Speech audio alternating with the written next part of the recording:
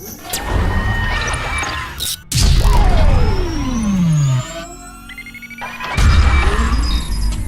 अपने channel lucky addition पन्ना home network में आप सभी दर्शकों का स्वागत है।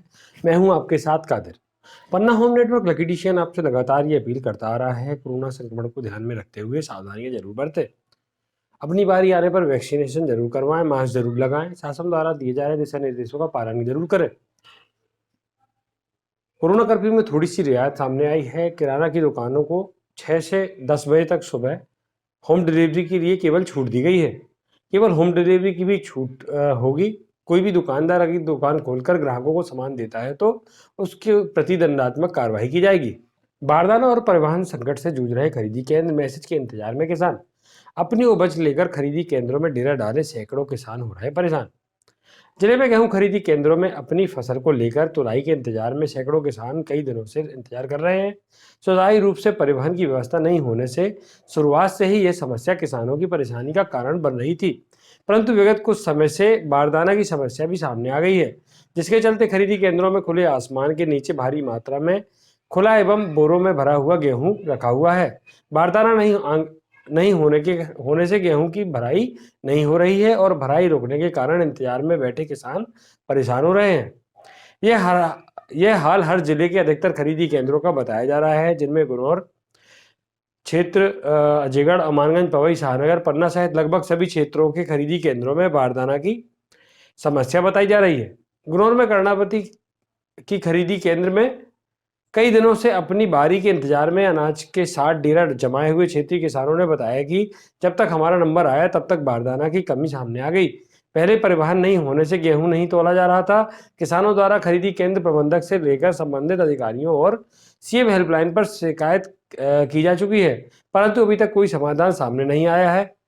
किसानों का कहना है कि खुले आसमान के नीचे असुरक्षित रखे अनाज को आवारा पशुओं, सुअरों, चोरों एवं बारिश से चौतरफा खतरा बना हुआ है, जिसके चलते जलपान की समस्या भी बनी हुई है। दिन में जहां धूप और गर्म हवाओं से किसानों का हाल बेहाल है, वहीं रात में असुरक्षा की भावना से नींद गायब हो जाती है, जिसके चलते कई किसान बीमार बताए जा रहे हैं। इसके अलावा कोरोना संक्रमण के दौरान भी यह गाइडलाइन का पालन नहीं हो पा रहा है, जिससे चौतरफा परेशानियों से घिरे किसानों के सामने संक्रमण का खतरा भी मंडरा रहा है। कोरोना कर्फ्यू का उल्लंघन करने वालों पर देवेंद्रनगर पुलिस ने की सख्ती। 2 व्यक्तियों के विरुद्ध आपराधिक प्रकरण दर्ज व मोटरसाइकिल जब्त की। कोरोना महामारी को दृष्टिगत रखते हुए मध्य प्रदेश शासन के दिशा निर्देशानुसार कलेक्टर पन्ना द्वारा नगर में दिनांक 15 मई तक कोरोना कर्फ्यू लगाया गया है।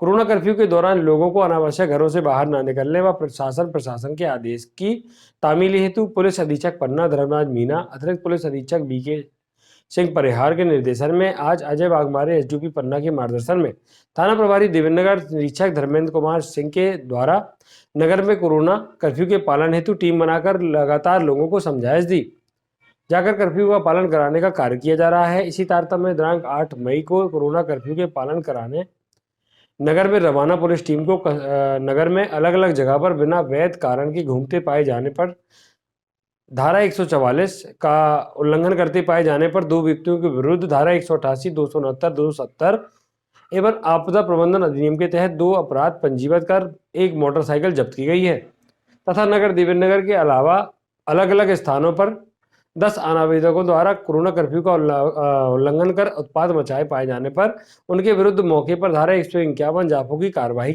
करते हुए एसडीएम पन्ना के समक्ष पेश किया जाकर 5-5 हजार रुपए की प्रतिभूति से पाबंद कराया गया है एवं 5 वाहन चालकों के विरुद्ध मोटर व्हीकल एक्ट के तहत चालानी कार्रवाई करते हुए 1250 रुपए समन शुल्क की राशि वसूल की गई एवं बिना मास्क के घूमते पाए जाने वाले 8 व्यक्तियों के विरुद्ध चालानी कार्रवाई कर 800 रुपए समन शुल्क वसूल किया गया। इम्यूनिटी बढ़ाने पुलिस जवानों को लगेगी ऑनलाइन फिटनेस क्लास। संकट काल में पुलिस जवानों को दिए जाएंगे योग व फिटनेस टिप्स। कोरोना संकट के दौर में जहां हर कोई अपनी जान बचाने अपने घरों में है, कोरोना संक्रमण से हर कोई बेचैन है। ऐसी सब परिस्थितियों में भी पुलिस जवान अपनी जान जोखिम में डालकर निडर होकर अपनी ड्यूटी निभा रहे हैं, जिसके चलते उन्हें मानसिक व शारीरिक श्रम अत्यधिक होने के कारण तनाव रहता है, जिससे निजात पाने के लिए पुलिस अधीक्षक धर्मराज मीना के निर्देशन पर रक्षित निरीक्षक देवका सिंह बघेल ने जवानों को तनाव से मुक्त करने और इम्यूनिटी बढ़ाने हेतु योग एवं फिटनेस टिप्स देने की योजना बनाई है।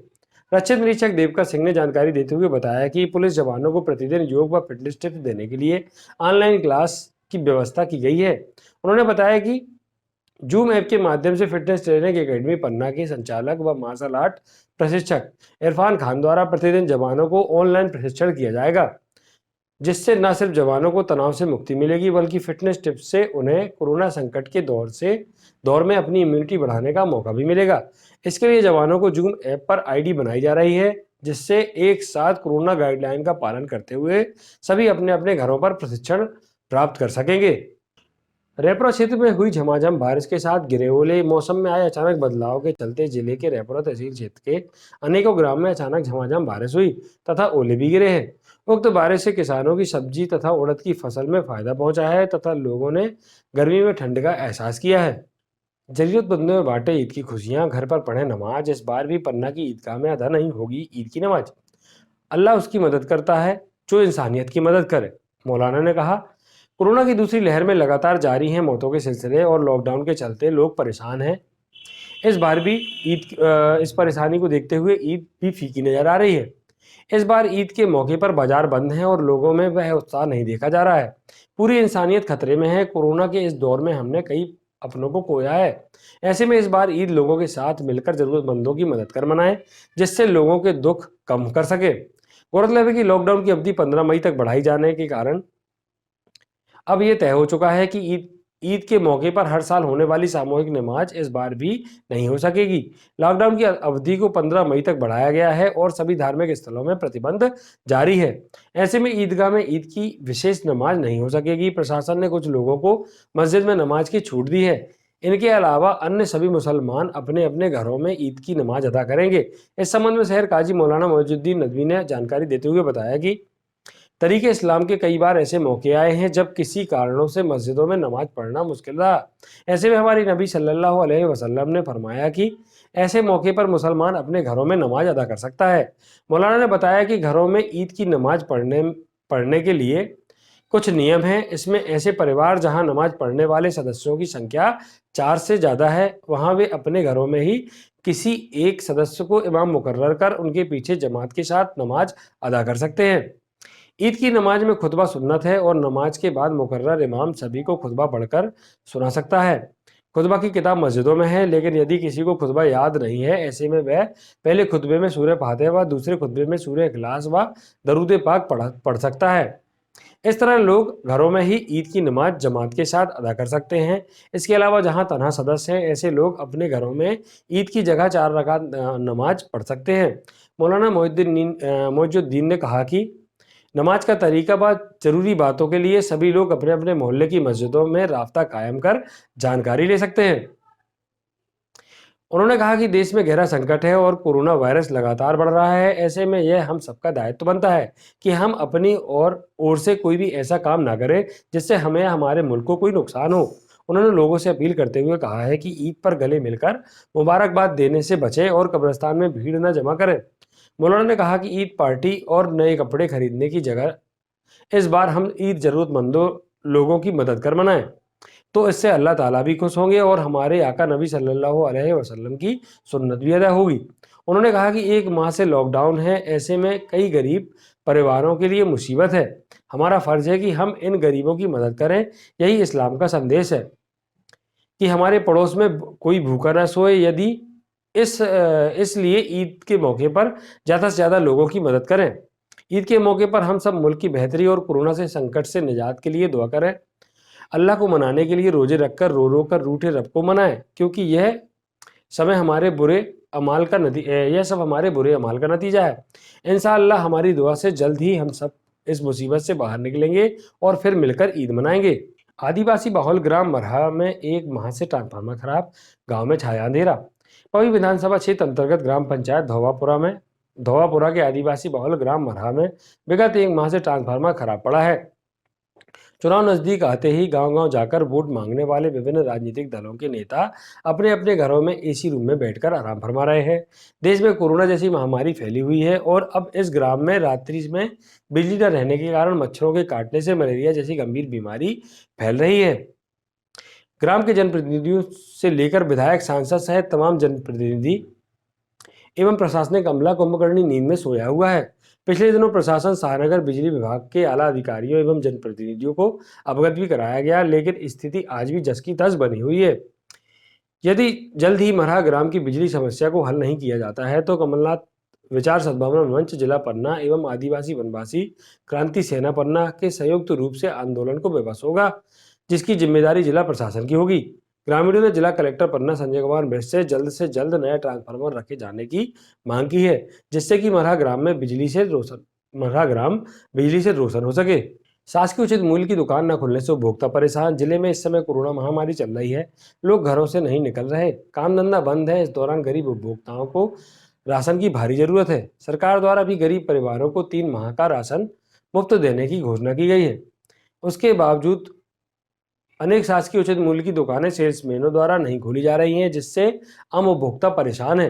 जिला मुख्यालय से लेकर ग्रामीण क्षेत्रों की अनेक दुकानों की यह स्थिति है। पन्ना जिला मुख्यालय के विंध्याचल वार्ड क्रमांक 1 की तथा वार्ड क्रमांक 5 की उचित मूल्य की दुकान 2 माह से नहीं खुल रही है। हमेशा ताला लटका रहता है, जिससे उपभोक्ता परेशान है। दुकान का सेल्समैन मनमाने पूर्ण रवैये से दुकान खोलकर बांटता है। राशन पिछले 2 माह से नहीं बांटा। गरीबों को खाद्यान्न उचित मूल्य दुकान में के चक्कर लगाकर परेशान है। दोनों वार्डवासी जवाहर सहकारी विपणन समिति मर्यादित देवेंद्र नगर से संचालित है। शाखा पन्ना की उचित मूल्य की दुकान देवेंद्र नगर का निवासी बताया जा रहा है।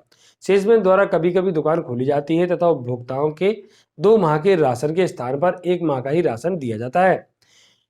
उसके द्वारा अक्सर इसी प्रकार का राशन की कालाबाजारी की जा रही है। 2 माह में 1 माह का राशन देकर फिर से दुकान में ताला लगा देता है।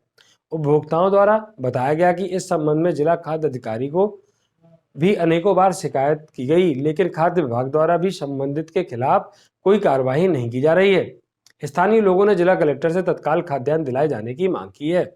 रामनरेश विश्वकर्मा बने उपाध्यक्ष। हमारगंज क्षेत्र के मझगुआ सरकार निवासी संवाददाता रामनरेश विश्वकर्मा कमलनाथ सद्भावना विचार मंच के जिला उपाध्यक्ष बनाए गए हैं। इनकी नियुक्ति प्रदेश अध्यक्ष इदरीस हमजा की अनुशंसा पर मंच के जिला अध्यक्ष सरफराज फारूकी द्वारा की गई। इनकी नियुक्ति पर पार्टी पदाधिकारी, इष्ट मित्रों, शुभचिंतकों ने बधाई देते हुए उज्जवल भविष्य की कामना की है।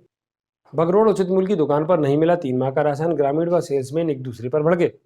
रायपुर तहसील के ग्राम पंचायत बगरोड़ में शासकीय उचित मूल्य की दुकानों से इन दिनों कोरोना कर्फ्यू लॉकडाउन में बीपीएल कार्ड धारियों को राशन वितरण किया जा रहा है। इसी क्रम में आज दिनांक 9 मई को सुबह 11 बजे से राशन वितरण का कार्य सेल्समैन गोपाल दास तिवारी द्वारा चालू कर दिया गया, जिससे गांव के लोगों द्वारा कहा गया कि शासन के दिशा निर्देशानुसार हमें 3 माह का राशन चाहिए, जिस पर सेल्समैन द्वारा 3 माह का राशन देने से मना कर दिया गया, जिस पर हितग्राही व सेल्समैन एक दूसरे से भड़क गए। इस विषय की जानकारी हितग्राहियों द्वारा पब्लिक संवाददाता को दी गई, जिस पर संवाददाता द्वारा सेल्समैन गोपाल दास तिवारी से फोन पर बात की गई, जिसके जवाब में उन्होंने बताया कि हमें विभाग द्वारा मई माह का राशन मिला था, जो कि हम बांट रहे हैं। फ्री वाला राशन अभी विभाग से प्राप्त नहीं हुआ है। जैसे ही प्राप्त होता है हितग्राहियों को बांट दिया जाएगा। परंतु बीपीएल कार्ड धारियों को समझाने के बाद वह नहीं मान रहे थे और वाद विवाद की स्थिति निर्मित कर रहे थे। यदि मेरे द्वारा राशन वितरण में कोई गड़बड़ी पाई जाती है तो मेरा विभाग से आग्रह है कि उचित जांच करवा ली जाए और इस प्रकार राशन वितरण करने में व्यवधान उत्पन्न करने वालों पर सख्त कार्रवाई की जाए, जो कि कोरोना कर्फ्यू लॉकडाउन का पालन न करते हुए विवाद करते हैं। अधिवक्ता राजेश दीक्षित ने कहा, दूध व सब्जी वालों का कोविड-19 टेस्ट एवं दूध का सैंपल टेस्ट जरूरी है। राज्य शासन के निर्देश पर कलेक्टर संजय कुमार मिश्र द्वारा जिले में कोविड-19 संक्रमण की रोकथाम के लिए युद्ध स्तर पर कोविड-19 टेस्ट करवाया जा रहा है, ताकि संक्रमित मरीजों की पहचान कर वैश्विक महामारी के संक्रमण की चेन को तोड़ा जा सके। नगर से लेकर गांव तक घर घर जाकर कोविड-19 टेस्ट किया जा रहा है, जिसमें सैकड़ों संक्रमित मरीज सामने आए हैं, जिसका होम आइसोलेशन में इलाज चल रहा है। ऐसे में पन्ना नगर में घर घर दूध और सब्जी लेकर पहुंचने वालों की जाँच जरूरी बताई जा रही है, क्योंकि एक संक्रमित व्यक्ति अनगिनत लोगों में संक्रमण फैला सकता है। फल, सब्जी एवं दूध वालों के अधिक परिश्रमों होने के कारण इनकी रोग प्रतिरोधक क्षमता अधिक बताई जाती है। ऐसे में इनके संक्रमण के लक्षण जल्द नहीं दिखते और संक्रमण दिखने तक अन्य लोगों में फैलने की आशंका जताई गई है। इसे देखते हुए कोविड-19 जांच जरूरी बताई जा रही है, ताकि पन्ना जिले में कोरोना की चेन पूरी तरह से तोड़ी जा सके। विदित हो कि पन्ना नगर में दूरदराज ग्रामीण क्षेत्रों से सैकड़ा भर से अधिक दूध वाले आते हैं, जिनमें अजयगढ़, पहाड़ी खीरा, मंडला, बराज एवं छतरपुर जिले के सूरजपुरा, टोरिया से भी दर्जन भर दूध वाले मोटरसाइकिल से दूध बेचने पन्ना पहुंचते हैं, जिनमें अभी तक कितने दूध वालों का कोविड-19 टेस्ट हुआ किसी को जानकारी नहीं है। इसके साथ ही वर्तमान में दूध की मांग को देखते हुए मिलावटी व रासायनिक दूध की बिक्री भी जोरों पर बताई जा रही है। नगरीय क्षेत्र में जहां डेयरी संचालक अधिक दूध के लालच में गाय व भैंस को ऑक्सीटोसिन इंजेक्शन दे रहे हैं, वहीं ग्रामीण क्षेत्रों में भी मिलावट की खबरें सामने आ रही हैं। इस प्रकार का दूध मानव स्वास्थ्य के लिए काफी घातक बताया जा रहा है। राज्य शासन द्वारा मानव स्वास्थ्य को दृष्टिगत रखते हुए मिलावटी खाद्य विक्रेताओं पर सख्त कार्रवाई हेतु सैंपल प्रक्रिया काफी आसान की गई है, परंतु पन्ना जिले में यह शून्य देखा जा रहा है। इसके अलावा अधिकतर दूध विक्रेताओं के वाहनों में नंबर भी नहीं है और न ही इन दूध विक्रेताओं का लाइसेंस या पंजीयन है। अधिवक्ता राजेश दीक्षित द्वारा समाचार पत्र के माध्यम से प्रशासन का ध्यान आकर्षित कराते हुए फल, सब्जी एवं दूध वालों का कोविड टेस्ट एवं दूध के सैंपल जांच करवाने की अपेक्षा की गई है। यूपीएमपी बॉर्डर पर धर्मपुर पुलिस ने लगाई चेकिंग, स्वास्थ्य विभाग की टीम कर रही है thermal scanning. Collector Sanjay Kumar Mishra के निर्देश पर कोरोना संक्रमण के फैलाव को रोकने जिले की समस्त सीमाओं को सील किया गया है एवं धर्मपुर कालिंजर के रामनगर बॉर्डर में वाहनों की लाइन लगी है, जिनको जिले में प्रवेश हेतु बिना अधिकारियों की इजाजत के अनुमति नहीं दी जा रही। प्राप्त जानकारी के अनुसार एमपी यूपी के धर्मपुर कालिंजर के मध्य रामनगर बॉर्डर में थाना धर्मपुर पुलिस ने रोको टोको अभियान के तहत चेकिंग लगाई है, जिसमें बेवजह आवागमन कर रहे लोगों को बॉर्डर से ही समझाइश देकर लौटाया जा रहा है। अति आवश्यक कार्यों के लिए जिले में प्रवेश करने वालों का मेडिकल टीम द्वारा थर्मल स्क्रीनिंग एवं संपूर्ण विवरण दर्ज करने के बाद प्रवेश की अनुमति दी जा रही है। उक्त चेकिंग अभियान में थाना प्रभारी धर्मपुर सुधीर बेगी, एएसआई एचसी राठौर, आरक्षक वहीद खान, रोहित सिवरे, रामलखन, प्रभुदयाल अमर व स्वास्थ्य विभाग से ब्रजेश पटेल उपस्थित रहे। जिला चिकित्सालय में भर्ती मरीजों के परिजनों से मंगवाए जा रहे महंगे इंजेक्शन, अधिकारियों एवं जनप्रतिनिधियों के दावे सवालों के घेरे में। लंबे समय से जारी कमीशनखोरी। जिला चिकित्सालय में इलाज कराने आने वाले मरीजों के लिए निःशुल्क उपचार, औषधियां सहित चाय, नाश्ता एवं भोजन की व्यवस्था भी निःशुल्क उपलब्ध है। इसके बावजूद अस्पताल के कुछ चिकित्सक एवं स्टाफ नर्स कमीशन के लालच में ग्रामीण क्षेत्रों से उपचार कराने आने वाले भोले वाले मरीजों के परिजनों से महंगी दवाइयां एवं इंजेक्शन कुछ चिन्हित मेडिकल स्टोरों से मंगवाते हैं, जबकि ये संपूर्ण दवाइयां एवं इंजेक्शन अस्पताल में ही उपलब्ध बताई जा रही हैं। कई बार कमीशनखोरी का खुलासा हो चुका है और कई बार यह खुलासा भी हो चुका है। मरीजों के परिजनों से मंगवाए जाने वाले इंजेक्शन मरीजों को लगने के नाम पर नर्सों द्वारा अपने पास रखकर वापस मेडिकल स्टोर में भेज दिए जाते हैं। इस प्रकार प्रतिदिन जिला अस्पताल के कुछ लालची कर्मचारियों एवं मेडिकल स्टोर संचालक की मिलीभगत से हजारों रुपए की काली कमाई की जा रही है, जो वर्तमान में कोविड-19 वैश्विक महामारी के दौरान भी जारी है। हालांकि सभी डॉक्टर एवं नर्स इस प्रकार की नहीं है। कुछ डॉक्टर और नर्स तो अपने दायित्वों का निर्वहन पूरी ईमानदारी और निष्ठा के साथ करने में लगे हुए हैं, परंतु ऐसे डॉक्टर एवं नर्सों की संख्या नाममात्र है। अस्पताल में इलाज करवा रहे एक स्थानीय मरीज के परिजन से प्राप्त जानकारी के अनुसार नर्स द्वारा उन्हें एक पर्चा थमाकर मेडिकल स्टोर में इंजेक्शन लाने की बात कही गई, जो लगभग 1400 रुपए का बताया गया, पर मरीज के परिजन के पास इतने पैसे नहीं थे जिससे वह अपने किसी परिचित के पास पैसे उधार लेने पहुंचा। ऐसे में प्रशासनिक अधिकारियों एवं स्वास्थ्य विभाग के अधिकारियों एवं जनप्रतिनिधियों द्वारा आए दिन किए जाने वाले दावा एवं इंजेक्शन की उपलब्धता एवं व्यवस्थाओं के दावे में सवाल खड़े हो रहे हैं। साथ ही कुछ कर्मचारी भी सवालों के घेरे में हैं, जो दवाएं उपलब्ध होने के बावजूद कमीशन के लालच में मरीजों की जिंदगी के साथ खिलवाड़ कर रहे हैं। विदित हो कि जिला चिकित्सालय में कई दशक से जमे डॉक्टर बाबू एवं अन्य कर्मचारी मनमानी और तानाशाही पर उतारू हैं। विरोध करने वालों के साथ बदसलूकी और हाथापाई पर उतारू हो जाते हैं। ऐसे मामले आए दिन सामने आ रहे हैं। जिला प्रशासन एवं अस्पताल प्रशासन को इस गंभीर मामले में ध्यान देने की आवश्यकता है, ताकि आम नागरिकों को समय पर उपचार मिल सके और मरीजों की मजबूरी का फायदा उठाकर आर्थिक शोषण करने वाले लालची कर्मचारियों के कारनामे उजागर कर सख्त कार्रवाई की जा सके, ताकि अस्पताल में हो रही धांधली और तानाशाही पर भी विराम लग सके। आउटसोर्स एजेंसी के माध्यम से पन्ना में स्थापित होगी सीटी स्कैन मशीन। लोक स्वास्थ्य एवं परिवार कल्याण विभाग द्वारा 3 एजेंसियों का किया गया चयन। जिला चिकित्सालय के लिए बेहद जरूरी जीवन रक्षक संसाधन सीटी स्कैन मशीन की कमी शीघ्र पूरी होने वाली है। लोक स्वास्थ्य एवं परिवार कल्याण विभाग मध्य प्रदेश शासन भोपाल द्वारा पन्ना सहित प्रदेश के 30 जिलों में 32 स्लाइस सीटी स्कैन मशीनें स्थापित करने हेतु चिन्हित किया गया है, जिसकी निविदाएं निकाली गई थी और 7 मई 2021 को 3 एजेंसियों का चयन कर लिया गया है और शीघ्र ही यहां आउटसोर्स एजेंसी द्वारा सीटी स्कैन मशीन की सेवाएं शुरू कर दी जाएंगी। फिलहाल सभी चिन्हित जिला चिकित्सालयों में कक्ष, विद्युत और अन्य जरूरी व्यवस्थाओं की जानकारी लोक स्वास्थ्य एवं परिवार कल्याण विभाग भोपाल द्वारा मंगवाई गई है। कलेक्टर संजय कुमार मिश्र, मुख्य चिकित्सक एवं स्वास्थ्य अधिकारी doctor RS Pandey, civil surgeon doctor VS Upadhyay द्वारा शीघ्र जानकारी भेजी जाएगी। प्राप्त जानकारी के अनुसार CT scan machine PPP mode public private partnership में से स्थापित की जा रही है, जिसके तहत आउटसोर्स कंपनी मरीजों से अल्प शुल्क वसूलेंगी एवं अतिरिक्त शुल्क का भुगतान रोगी कल्याण समिति द्वारा किया जाएगा। फिलहाल अपुष्ट सूत्रों से प्राप्त जानकारी के अनुसार सीटी स्कैन सुविधा के लिए पन्ना में लगभग 735 शुल्क लिया जाएगा। अभी हाल लोगों को दूसरे शहरों के लिए जाना पड़ता है, जहां देरी और दूरी के कारण मरीज की जिंदगी के लिए खतरनाक साबित हो रही थी। साथ ही यह काफी महंगा भी पड़ रहा था। अब लोगों को अपने ही जिले में अल्प दर पर उच्च जीवन रक्षक सुविधाएं उपलब्ध हो जाएंगी।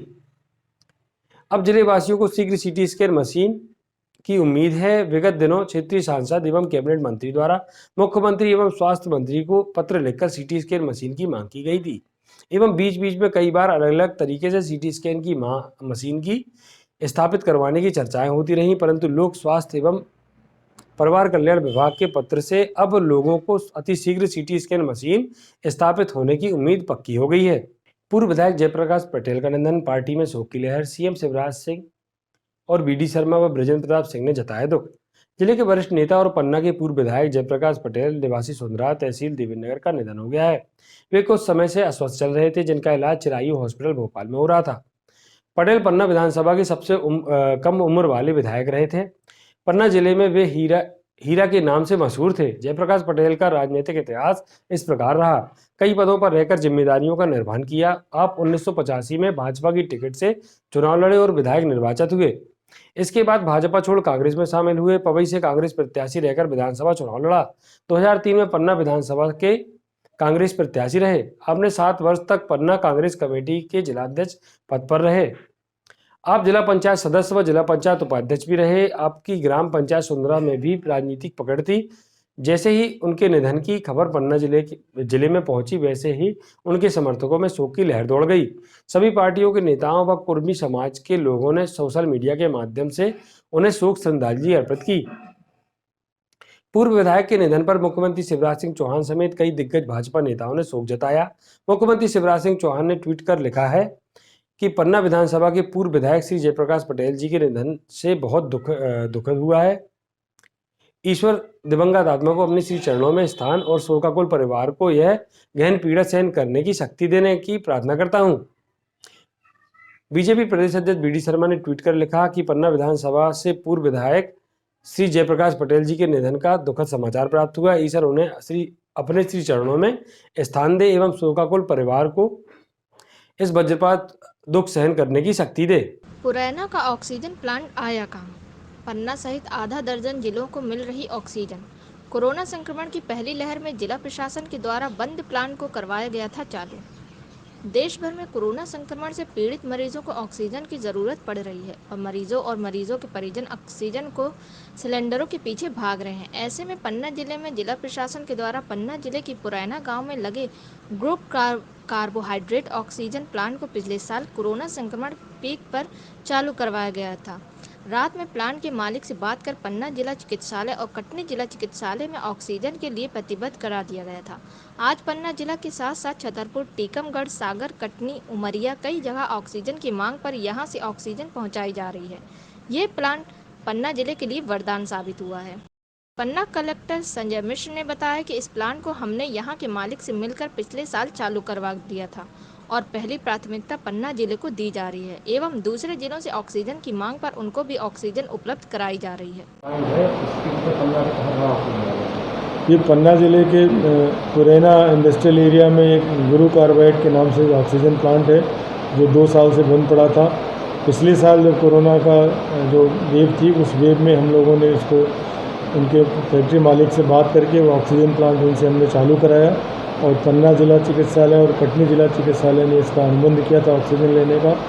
आज वो जब ऑक्सीजन की चारों तरफ क्राइसिस है तो उसी ऑक्सीजन प्लांट से पन्ना जिले को, छतरपुर जिले को, टीकमगढ़ को, सागर को, कटनी को, उमरिया को,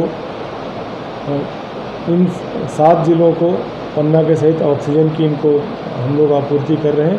पहली प्राथमिकता पन्ना ज़िले को हम लोग ऑक्सीजन की आपूर्ति में दे रहे हैं और बाद में इन ज़िलों से जब कोई मांग आती है इनको ऑक्सीजन हम लोग दे रहे हैं। पन्ना जिला चिकित्सालय को मिली एडवांस लाइफ सपोर्ट एम्बुलेंस। खनिज एवं श्रम विभाग मंत्री बृजेंद्र प्रताप सिंह ने विधायक निधि से प्रदान की एम्बुलेंस। अब रेफर होने वाले मरीजों को एडवांस लाइफ सपोर्ट एम्बुलेंस में नहीं आएगी दिक्कत। जिले में कोरोना संक्रमण की बढ़ती मरीजों की संख्या को देखते हुए जिला प्रशासन के साथ साथ यहां के जनप्रतिनिधि भी सक्रिय हो गए और उन्होंने कोरोना वायरस लड़ने के लिए एक से एक तैयारियां करने में जुट गए हैं। पन्ना विधायक एवं मध्य प्रदेश शासन के खनिज एवं श्रम विभाग मंत्री बृजेंद्र प्रताप सिंह पहले जिला चिकित्सालय में ऑक्सीजन कंटेशन उपलब्ध कराए थे। अब जिला चिकित्सालय में उन्होंने अपनी विधायक निधि से मरीजों के लिए एडवांस लाइफ सपोर्ट एम्बुलेंस प्रदान की है, जिससे जिला चिकित्सालय में भर्ती हुए मरीजों को बाहर जाने में परेशानी का सामना नहीं करना पड़ेगा। एम्बुलेंस में सभी प्रकार के उपकरणों से लैस है। हालांकि एडवांस लाइफ सपोर्ट एम्बुलेंस में अब मरीजों को दिक्कत नहीं आएगी। वहीं पन्ना कलेक्टर संजय मिश्रा ने बताया कि पन्ना विधायक बृजेंद्र प्रताप सिंह ने अपनी विधायक निधि से एडवांस लाइफ सपोर्ट एम्बुलेंस जिला चिकित्सालय पन्ना को प्रदान की है। इसमें सभी प्रकार की सुविधा उपलब्ध है और मरीजों को लाने और ले जाने में कोई दिक्कत नहीं होगी। हम लोग और भी प्रयास कर रहे हैं कि जल्द से जल्द ऐसी एम्बुलेंस जिले के सामुदायिक स्वास्थ्य केंद्रों में भी उपलब्ध करा सकें। देखिए, ये माननीय मंत्री जी ने अपनी विधायक निधि से एक पन्ना जिला अस्पताल को एडवांस लाइफ सपोर्ट की एम्बुलेंस जो है हमको प्रदान की है। ये एम्बुलेंस जो है इसमें जितनी भी तरह लाइफ सेविंग की जितनी सुविधाएं हैं सारी सुविधाएं इसमें हैं। ऑक्सीजन की पूरी सप्लाई है। 8 घंटे इसमें लगातार ऑक्सीजन, हम 2 जंबो सिलेंडर रख के ऑक्सीजन सपोर्ट मरीज़ को दे सकते हैं।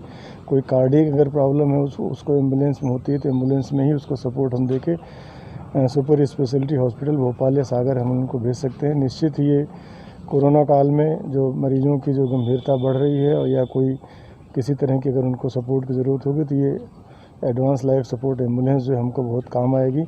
और इसी तरीके से एक माननीय मंत्री जी के निर्देश पे एक हम लोग एक अजयगढ़ में भी एक हम लोग एम्बुलेंस वहाँ पे खरीद रहे हैं। वहाँ पे भी जल्दी ही 2-3 दिन के एम्बुलेंस में प्रदान करेंगे।